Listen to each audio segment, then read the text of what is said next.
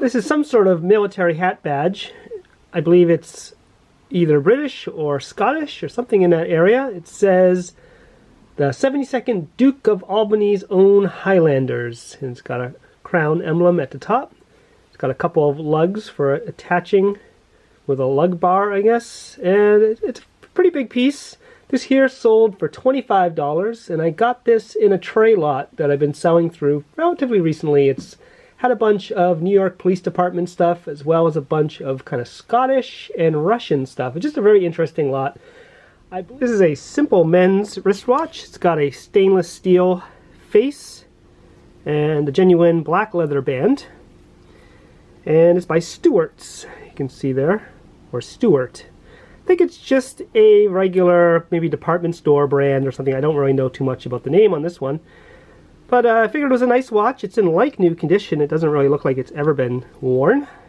And this came in one of the various lot watches that I buy from time to time at auctions. Usually a tray of about 50 to 100 watches or so. A lot of them are broken or need batteries or just are unsellable, but there's always a good number of watches that are in near perfect condition, and this was one of them. So I put this one up for $16 and it sold.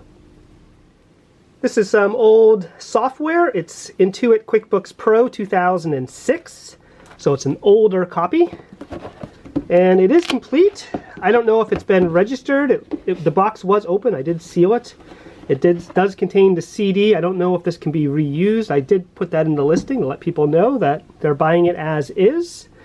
And this I found on the side of the road. I was just coming home one Saturday or Sunday, and somebody had just finished up a yard sale and put out a bunch of things on the side of the road, and I pretty much filled the back of my car up with all sorts of interesting things. I haven't listed all of it yet, but this was one of the things I listed. So this here sold for $55, and my cost of purchasing was just being in the right time at the right place on a Saturday afternoon.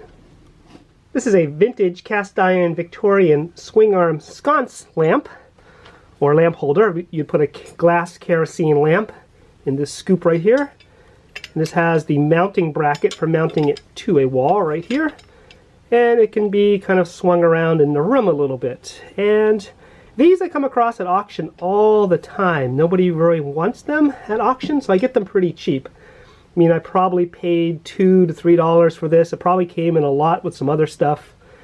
And I have probably about 4 or 5 of these listed, and they're slow to sell, but there are people looking for them, so they do sell from time to time. This one here sold for $40. My wife owns an old Singer treadle sewing machine, so I know that people are often looking for sewing machine parts, so I always pick them up at auction.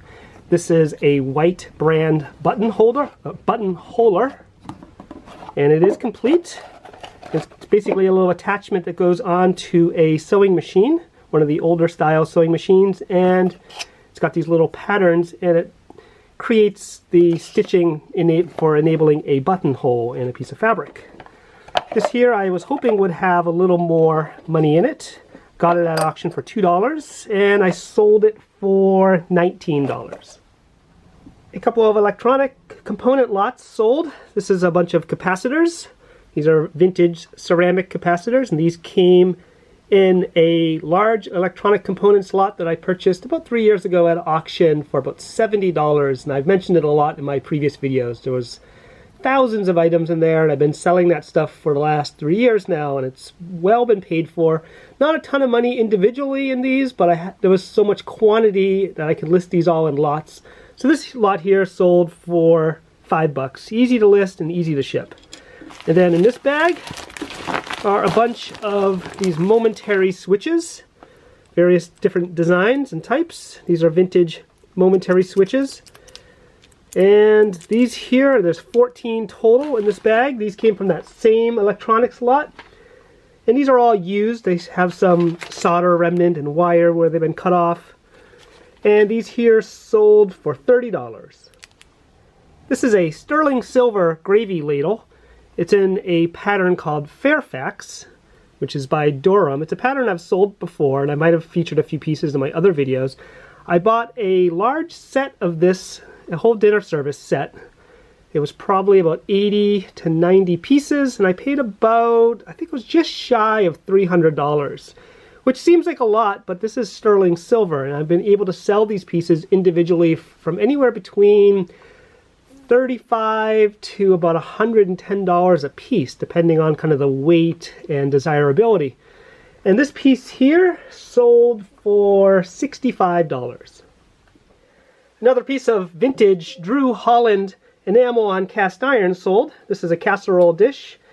It's quite heavy. It probably weighs about 5 pounds, and it's in the blue tulip design. And I featured some of these in some of my earlier videos. I had some saucepans, maybe another casserole dish, and I picked these up at a walk-around auction. There was 2 large boxes of enamel on cast iron or enamel on metal kitchenware, vintage, and I was looking at it was Dansk Coben style. It was in yellow, and I picked those up. There was like 4 of those pieces, and those sold really quickly. And these were kind of the leftovers. Looked them up. Not a ton of money in these, but they are desirable. They're just kind of a pain to ship. This one here, as I said, probably weighs about 5 pounds. It's going off to California, and they paid $28 to ship it to California, and they also paid $30 for the dish itself. And so I got to pack this well and make sure it arrives in one piece. Some more Canon Ink sold. These are from the camera auction that I bought a couple tables worth of camera and printer related stuff, mostly new in the box like this.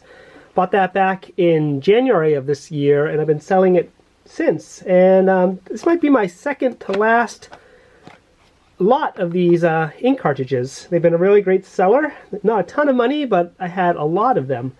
And this 2-pack here sold for $18.95. Some obscure vintage fuses sold. These are from the vintage electronic components lot that I mentioned earlier in some of my videos. I bought it about 3 years ago. Still continuing to sell some of that stuff. I have probably another 100 packs or so of these fuses. Not a ton of money, but they're easy to put up and list. They're easy to ship, and they sell from time to time. This one here sold for $5. Anything with owls tends to sell pretty well. Eventually, someone will find it. This is a couple of salt and pepper shakers, shaped like owls, kind of retro-y looking. I'm not sure how old these are. There's no markings on them whatsoever. These I got at the local auction place. It's about a couple miles from my house, and they sell a lot of junky, chipped stuff. And these don't disappoint. They have some chips here. I think the other one might be okay. And yeah, I got these for next to nothing in a lot. Probably paid $2 to $5 for the lot, and this was probably just maybe a 10th or a 15th of what was in there. Figured I'd put these up. I think I had them up for $30, hoping I'd get an owl lover to pay full price, but ended up taking an offer of $15 on these. This is a vintage nut chopper or nut grinder. It's an interesting piece. I found this at a church tag sale, and I thought that there'd be a bit more money in it than there was. Bought it for maybe a quarter or 50 cents, so it wasn't really a big investment.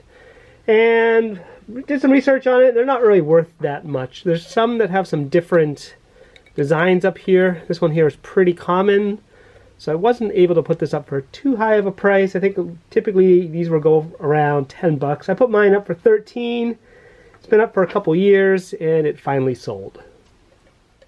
This is a vintage Charles Schultz piece. It's a Snoopy with Woodstock on kind of a sleigh. This is pretty much the only time of year that this kind of piece would sell.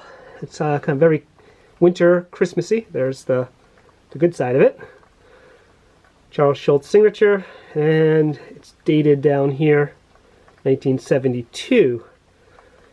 And this piece here, I've carried it with me for a couple of years now, and I picked it up at a tag sale or a yard sale around my area, and I think I paid probably 50 cents. I remember the tag sale well. This lady was liquidating her parents' house, and they just had tons of stuff, and she was just wanting to get rid of it. So I doubt I paid anything for this, because I remember I basically filled up several boxes, and just she just gave me a price. And so anyways, this piece here I had it for $40, and it sold for best offer of $30, and it's going off to Canada.